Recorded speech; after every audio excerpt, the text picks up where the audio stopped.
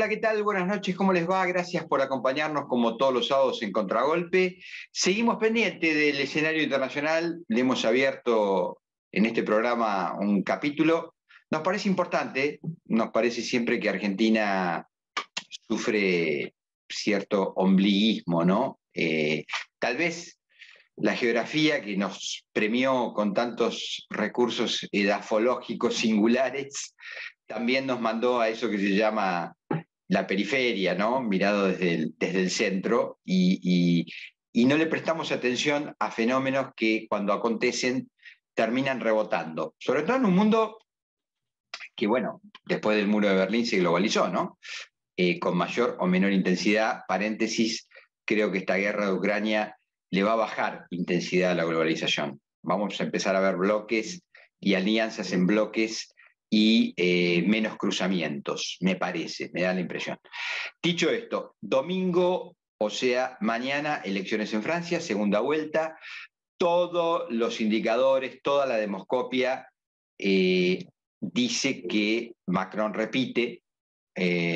Algunos hablan de una diferencia de 10 puntos, es decir, 55 a 45, otros hablan de algo más estrecho, 52-47. En cualquier caso, debemos darle la derecha a la demoscopia porque en Francia, por lo menos en primera vuelta, acertaron con bastante precisión.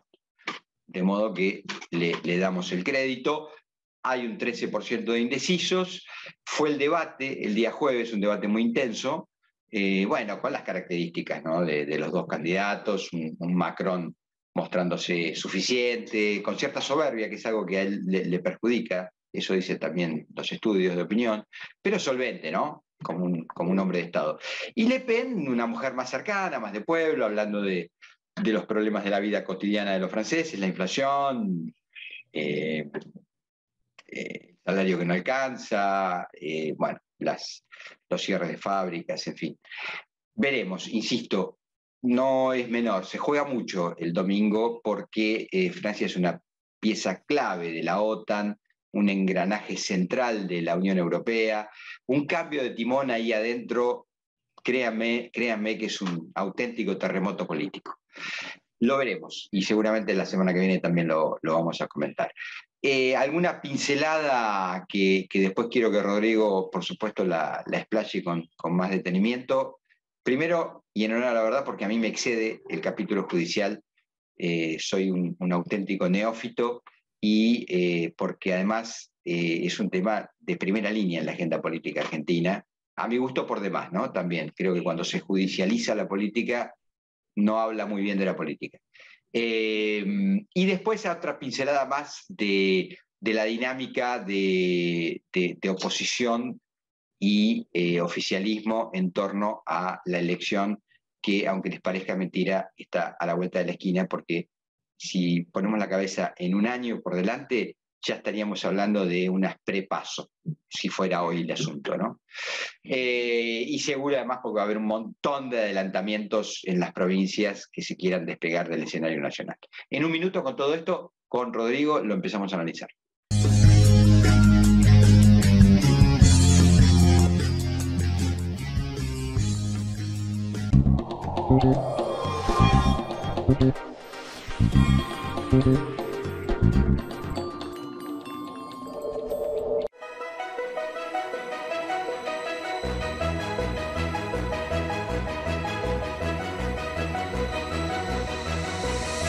La transformación no para.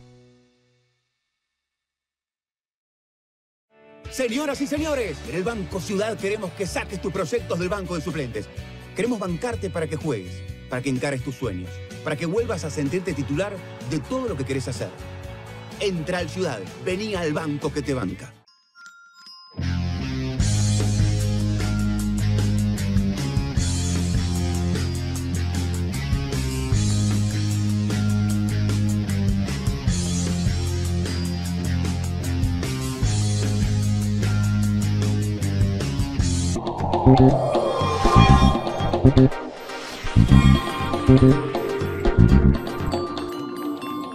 Rodrigo, Todo tuyo, escenario judicial, una semana recontramovida y un rompecabezas que yo no me animo a colocar ninguna pieza porque entiendo poco de él. Buenas noches, querido Roberto. Hay varias cosas. En primera instancia, el conflicto se da en gran medida por una cuestión que vos bien señalaste y que tiene que ver con la situación de la vicepresidente frente al poder que constituye el Consejo de la Magistratura y la Corte en particular. Claramente hay una embestida, una vez más, contra estos poderes del Estado.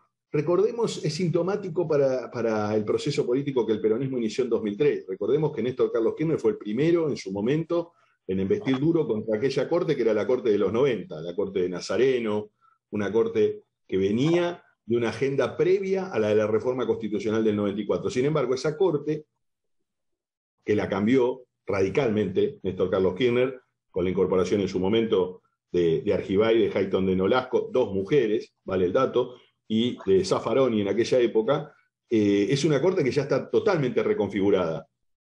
Es una corte que ha pasado casi 20 años. Pero sí me parece que es importante reconstruir la escena y darse cuenta que al kirchnerismo desde el principio le preocupó esto. Le preocupó esto en gran medida porque le habían dado un disgusto muy grande en los 90 con el procurador Sosa, un conflicto que tuvieron en Santa Cruz muy complejo y que terminaron resolviendo del peor de los modos, que fue haciendo implosionar la procuración provincial. Pero eso es materia de otra vida. En verdad, en esta hora, la embestida es contra algunos de los integrantes de la Corte. Y vaya paradoja, uno de ellos es Horacio Rosati, el actual presidente de la Corte, un hombre surgido del peronismo, un hombre que fue convencional constituyente del peronismo en el 94, al igual que Cristina Fernández de Kirchner, un hombre que fue luego intendente de la ciudad de Santa Fe por el Partido Justicialista, un hombre que trabajó en el Ejecutivo, pero no por la mera designación de algún funcionario de turno, sino que fue un intendente electo, gobernó la ciudad de Santa Fe en los años 90.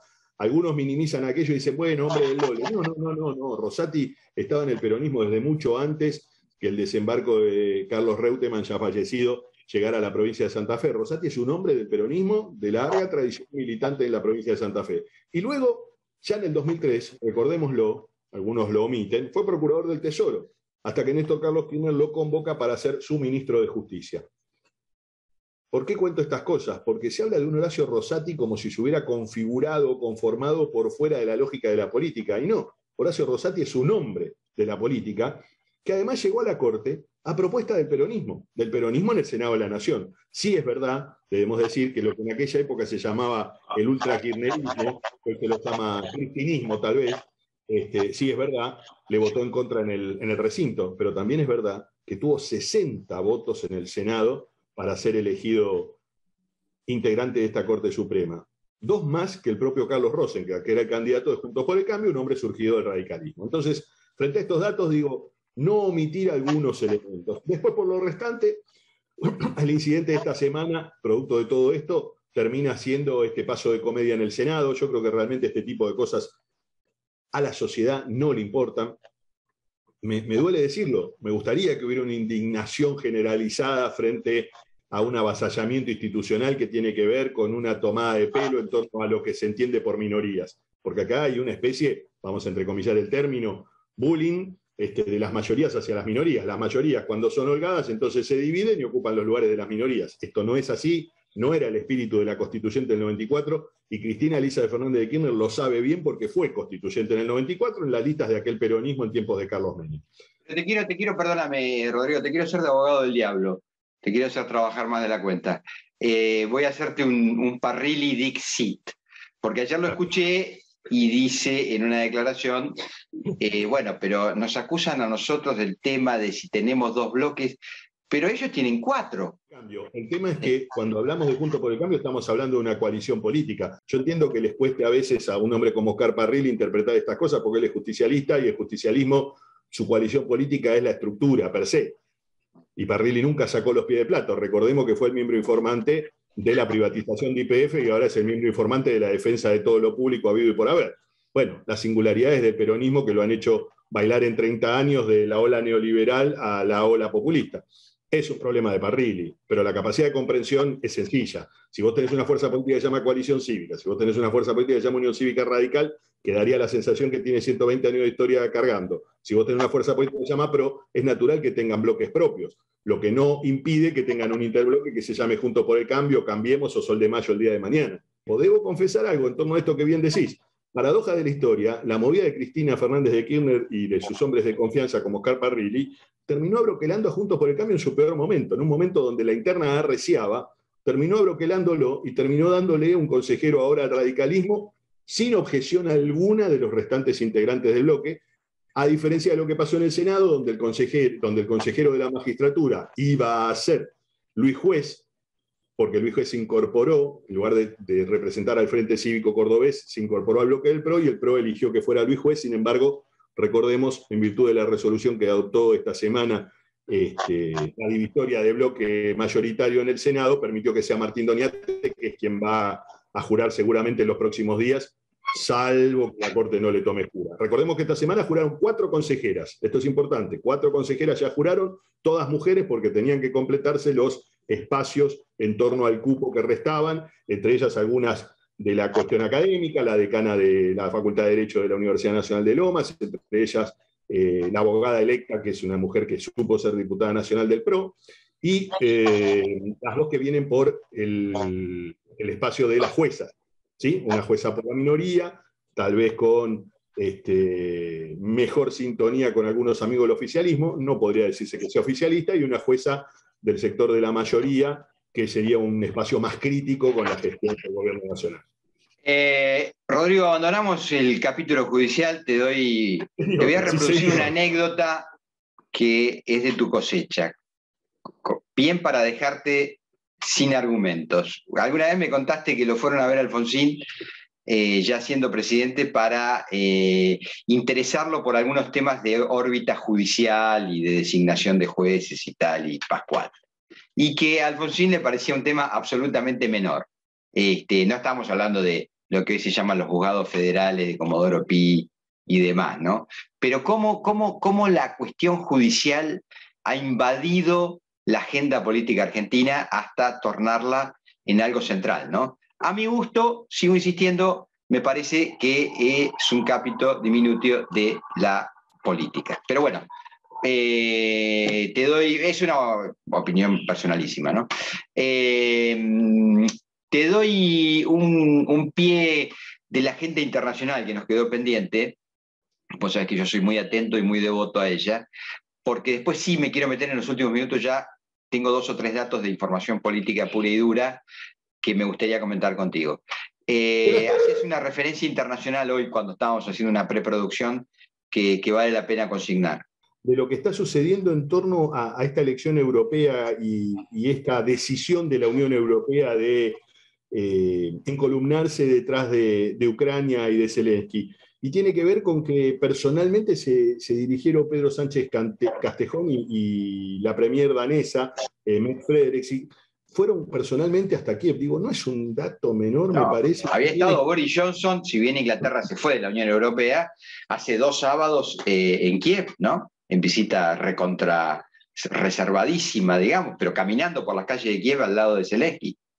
Lo mismo ha pasado en esta semana, tanto con Sánchez Castejón como con la premier danesa. Digo, España ha decidido reabrir su embajada esta semana, y además han hablado de este concepto, de que cuanto más demuestre su enfrentamiento a la invasión la Unión Europea, va a haber más ejercicio de persuasión frente a la figura de Putin. Y hablabas bien del debate de este miércoles pasado de cierre entre Macron y Le Pen.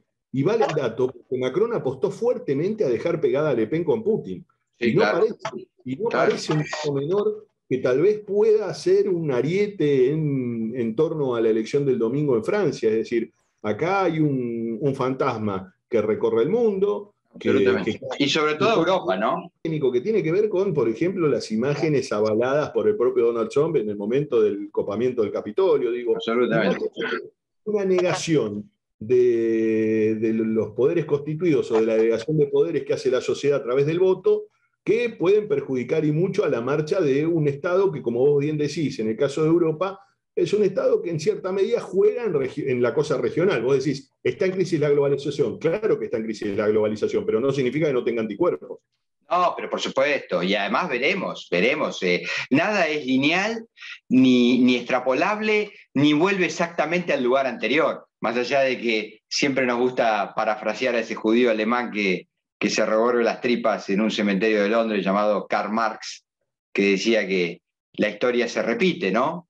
Primero como farsa y después como comedia. Primero como tragedia, digo, y después como comedia. Rodrigo, estemos atentos a lo del domingo, por supuesto, lo vamos a recuperar en la semana. Un último dato que es de geoestratégica pura y dura, ¿no? Lo que sí veo a la distancia es que la OTAN y la Unión Europea funciona como satélite de las políticas del Departamento de Estado. Es decir, veo muy claro una posición del Departamento de Estado de los Estados Unidos de prolongar esta guerra financiando y armando hasta los dientes a Zelensky, porque en el fondo, el interés de cualquier imperio, como es el caso de Estados Unidos, 25 puntos del Producto Mundial, bueno, quiere frenar a otro imperio emergente, ¿no? Y es claro que la era Putin, si por algo se caracteriza, es por un nuevo expansionismo ruso. Me meto un segundo en la política nacional, te doy 2 o 3 datos duros, bien duros, y catalogalos o calificalos como te parezca. Este es Insight, total, me acaba de llegar antes de que arranquemos el programa. Dicen que está circulando una encuesta al interior del mundo cambiamita, repito, muy alarmante por los datos. Hoy, Patricia Bullrich estaría superando con bastante holgura o comodidad a Horacio Rodríguez Larreta. A mí me dejó helado. Y lo pienso en estos términos, Rodrigo. Creo que así como Ayuso en Madrid fue la que pudo capturar los votos de Vox y reagruparnos en torno a una candidatura de derecha, me da la impresión que por la tónica, por la temática, por la manera, por la estética, es la que mejor obtura a la candidatura de Milei, que me dicen también tiene fuertes vasos comunicantes con una calle del microcentro porteño, que no es Reconquista, pero creo que está al lado. Bueno, dicho esto, último dato, y te dejo los dos y valoralos. Me dicen que el gobernador del Chaco, Coqui Pitanich, anunció a Cristina Fernández y a Alberto Fernández que va a ser candidato el año que viene y que en algo parecido anda Sergio Massa y por ahí andarían las PASO del Frente de Todos o el nombre que adquiera el artefacto electoral que ellos decidan poner en la cancha, si es que no se dividen, que me dicen que no se dividirían. Pero bueno, me parece que te tiré lomo, ¿no? Ahí en el horno. En esa sintonía de lo que estás marcando como potable y posible dentro de Juntos por el Cambio, ya le encontraron precandidatos a vice a ambos. Algunos hablan de Alfredo Cornejo, sumado en la fórmula con Patricia Bullrich. Comienzan a hablar de la posibilidad cierta que el mendocino, y estamos hablando de mixturar fórmulas, esto es muy interesante. Interpretemos que Juntos por el Cambio terminaría en una fórmula mixturada. Recordemos que en 2015 Juntos por el Cambio tuvo primarias, pero las fórmulas no fueron mixturadas. No. O ya lo recuerdo. Fueron radical, Carrió con su artefacto coalición cívica y pro, puro. Correcto. Eso le rindió y mucho. Lo logró poner a Macri en la elección y lo logró instalar luego. Algunos dirán, no, bueno, pero ¿cómo le rindió mucho? Sí, porque Carrió y Sanz sumaron más de 1 millón de votos. Macri no hizo una gran elección en esa PASO, no fue la gran elección. No, fue mala, yo te diría que fue mala, hasta mala fue, ¿no? Sin embargo, la potencia de esas dos fórmulas, que hoy casi no son recordadas, y que no fueron mixtas, bien decís, una fue de la Unión Cívica Radical y la otra de la Coalición Cívica, son las que potenciaron a lo que en aquel momento se llamó Cambiemos, le permitieron llegar a la elección, en una elección donde, recordemos todo, en 2015 se hablaba directamente de que Scioli ganaba en primera vuelta. No lo olvidemos. Ahora, 2019... Cambiemos no se permitió tener elecciones, recordemos Martín Lustó le pidió elecciones a Macri, no se las autorizaron, Macri fue solo con Pichetto, todo terminó en una única fórmula, no hubo paso. Ahora se empieza a hablar por primera vez de un elemento distinto, 8 años más tarde se empieza a hablar de un 2023 con fórmulas mixtas. Entonces sería Bullrich Cornejo por un lado ¿Y Larreta Morales? No. Correcto. Algunos hablan de No sé. Yo lo veo a Morales jugando él, ¿eh? Yo no estoy diciendo que Morales... No, yo creo que Morales va a ser él va a jugar el partido. Pero bueno, esto es una apreciación personalísima. Acá restan 2 elementos de análisis todavía, que es ver qué va a hacer Facundo Manes, que todavía no terminó de resolver. Esta semana ha dicho que no quiere ser candidato a gobernador de la provincia de Buenos Aires, eso lo dejó en claro. Y queda el interrogante si se atreve a saltar a la cosa nacional, con un dato no menor, que es que él perdió la elección en la provincia de Buenos Aires en su primaria con Diego Santilli, pero que a la vez debemos decir, de no mediar una primaria fuerte como la que incorporó Facundo Manes, tal vez Diego Santilli no hubiera podido ganar la provincia de Buenos Aires en aquella paso. Estos son los datos de las fórmulas mixtas, insisto, todavía resta que opine Carrió. Carrió me parece que es una importantísima referente dentro de Juntos por el Cambio. A veces me parece que es más relevante en su palabra que tal vez en la acción política de la propia coalición. Seguro. Ella es una tituladora, digamos, ¿no? O sea, ella arroja una frase y bueno, y tiene potencia, ¿no? Evidente. Y en lo que refiere a la cuestión nacional, bueno, el presidente esta semana ha dicho que no están muertos, que ha golpeado la mesa con esto del carajo y del 2023. El presidente entiende que los números de la economía son buenos, a pesar de la interna feroz que tiene y a pesar de la inflación más alta en los últimos 230 pero meses. también, digamos, está bien, esto que te voy a decir ahora, Rodrigo, es, sí, la estás acomodando para que dé bien, pero vos pensá esto, si la Argentina tuviera una inflación, no digo baja, pero normal, incluso aderezada por los conflictos, por la guerra, bueno, los números de la economía serían impresionantes. Es decir, 7 puntos de tasa de desocupación, números de PBI creciendo, indicadores industriales creciendo.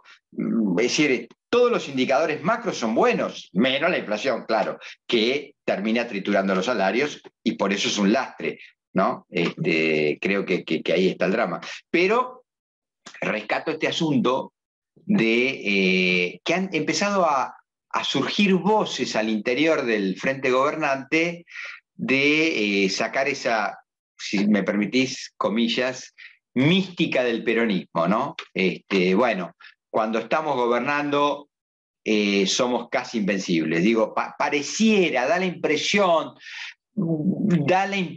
también que lo que era una ruptura inevitable, bueno, el agua no terminó la sangre no terminó de llegar al río, veremos. Y te digo esto, la información que tengo es que lo de Capitanich aparecería como balsámico, ¿no?